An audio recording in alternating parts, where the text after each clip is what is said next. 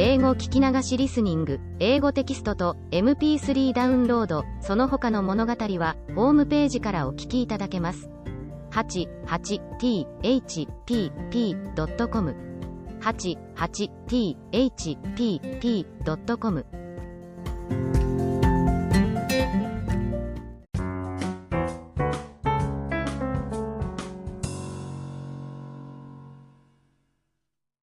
Puss in Boots. A miller died, leaving 3 sons to divide his fortune among them. The eldest took the mill and the land around it, the second took the flocks and herds, and then there was nothing left for the third son, Jack, but 3 bits of silver money, and a little cat that lived in the mill. "This is all very well," said Jack, "and the cat is a fine little cat and can feed on the mice it catches, but I do not see how I am to live on 3 pieces of money." "Oh," answered his brothers, "you will have to start out in the world and do the best you can for yourself." Jack took the little cat and started out. "Do not be uneasy, master," said the little cat. "You have 3 silver pieces. Take them and buy me a little pair of boots and a bag, and I will make your fortune for you." Jack did not like to spend his money on a pair of boots for a cat, but he knew he was a wise little animal, so he did as he said. He went to a tailor, and for the 3 pieces of silver the tailor made him the prettiest pair of little boots that ever were seen, and when Puss drew them on they fitted exactly. The tailor also gave Jack an old bag that lay in the corner, and for which he had no use. Puss led Jack off into the country, and then he bade him sit down by the roadside and wait for his return. The little cat ran off into a wood nearby, where there were a great many rabbit holes, and there he managed to catch 2 fine fat rabbits. He put the rabbits in the bag and trotted away in his neat little boots until he came to the king's palace. There he asked to see the king, and a cat in boots was such a strange sight that he was at once brought before his majesty. The courtiers nudged each other and laughed when the cat came into court, but Puss marched up to the king and bowed low before him. "Your Majesty, my master, the Marquis of Carabas, has sent you a present of these 2 fine fat rabbits for your supper," said he, and he took out the rabbits and presented them to the king. The king was very much pleased. He ordered a piece of money to be given to Puss, and bade the little animal thank his master for the fine present he had sent. Puss ran back to where Jack was waiting, and gave him the piece of money. "There," he said. "That is enough to pay for a bed and a supper at the inn." The next day Puss set off for the forest again, and this time it was a pair of fine fat partridges that he caught and carried to the king. "They are sent by my master, the Marquis of Carabas," said Puss. Again the king sent his thanks to the Marquis, and gave Puss a piece of money, which the little cat carried back to his master, and it was enough to buy Jack food and lodging. So it went on day after day.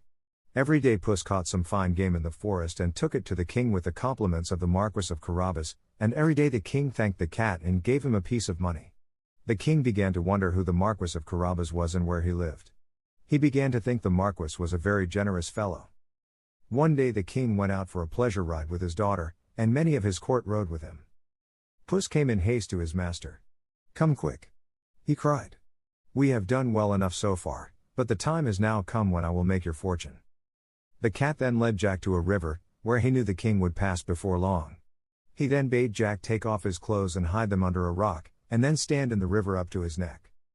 Jack did this, though the water was so cold it made him shudder, and he did not know how Puss was to make his fortune in this way. Puss waited until he saw his master well in the river, and then he ran to the road along which the king was coming. "Help! Help!" he cried. "Oh, help! My master, the noble Marquis of Carabas. He will surely drown." "What is the matter?" asked the king, stopping his coach, and the princess and all the courtiers listened. "Oh, your majesty!" cried the cat. "My noble master. He was attacked by robbers and they robbed him of everything and threw him in the river, and unless he receives help he will surely drown." The king was very much concerned.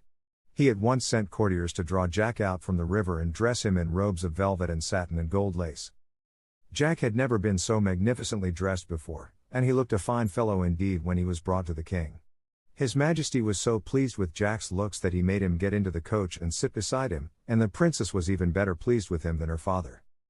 Meanwhile the little cat had hurried on far ahead of the coaches. Presently Puss came to a field where the harvesters were harvesting the grain. Puss marched up to them scowling fiercely and bristling out his whiskers until he looked twice as big again. The harvesters were frightened. "Listen, men," cried Puss. "The king will soon come by this way with my master, the Marquis of Carabas riding beside him. If he should ask you to whom this grain belongs, answer that it belongs to the noble Marquis of Carabas. If you do not do this, you shall be torn into pieces, and the shreds thrown into the river. The harvesters were more frightened than ever. They promised to do exactly as the cat bade them.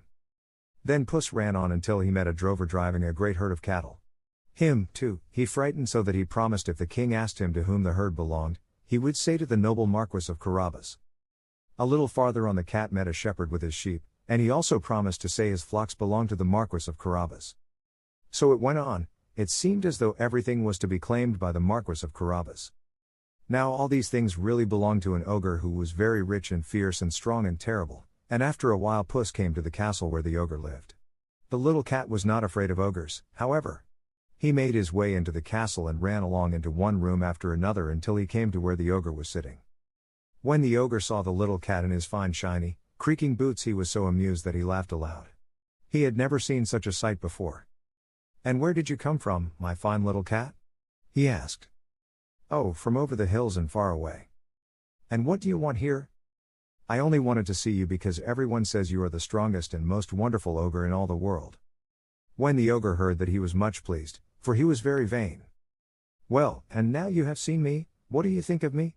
he asked. Oh, Puss thought he was a very wonderful ogre indeed. And was it true that he had magic powers, too? Yes, the ogre had magic powers. "Can you change yourself into animals if you choose? A lion or an elephant, for instance?" asked Puss. "Oh, yes, that was easy enough." "I should like to see you do that," said the cat. Well, the ogre was willing to oblige him. At once he turned himself into a lion, for he really had that power, and he was a very terrible-looking lion indeed. He roared and lashed his tail and his mane bristled. The ogre changes himself into a lion. Puss was so terrified that he sprang through the window and scrambled up the roof, though he almost slipped and fell on account of the boots. There he sat spitting and trembling. Then the ogre turned himself back into his own shape, and he laughed and laughed.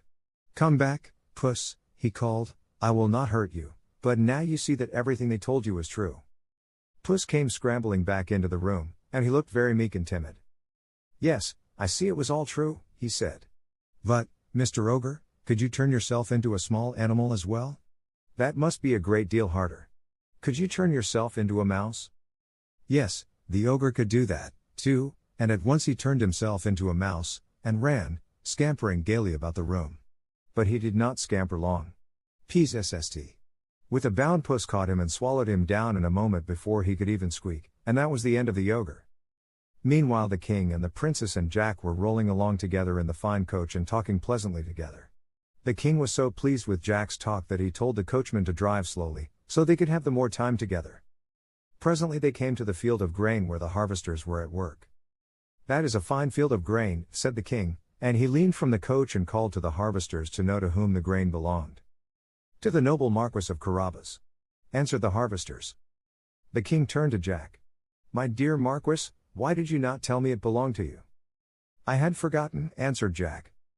Soon after they came to the drover. The king admired the herd of cattle and asked the drover to whom they belonged. "To the noble Marquis of Carabas," answered the drover. The king turned to Jack, and complimented him upon his herds. He began to think the Marquis must be very rich. Then they came to the shepherd, and it was the same thing, his flocks belonged to the Marquis of Carabas. In the forest the woodsman said the wood belonged to the Marquis. It seemed as though the Marquis were richer than the king himself. At last they came to the ogre's grand castle, and the king asked Jack to whom it belonged. Before Jack could answer, the doors were thrown open, and the little cat ran out into the road. "Welcome, welcome, your majesty," he cried. "Welcome to the castle of the Marquis of Carabas." "So this is where you live," said the king.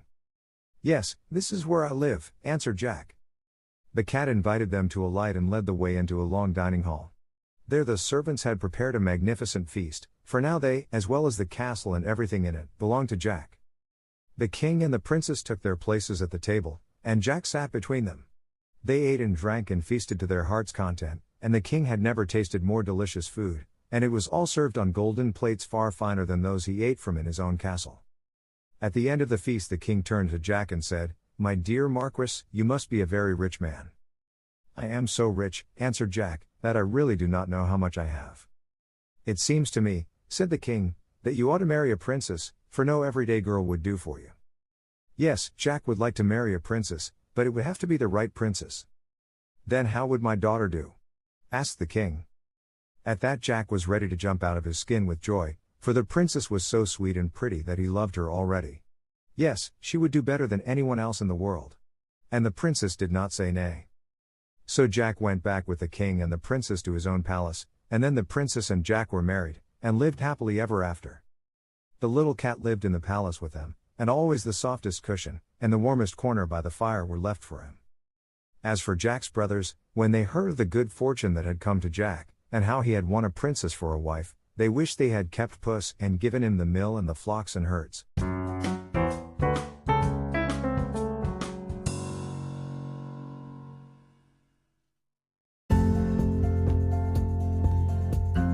英語聞き流しリスニング、英語テキストと MP3 ダウンロード、その他の物語はホームページからお聞きいただけます。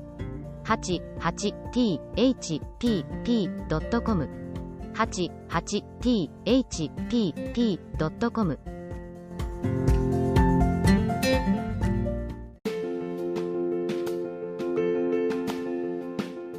Audiobook, The Family in Kyoto. One Japanese Girl Got Freedom by Hitomi Woods on sale at online stores or apps.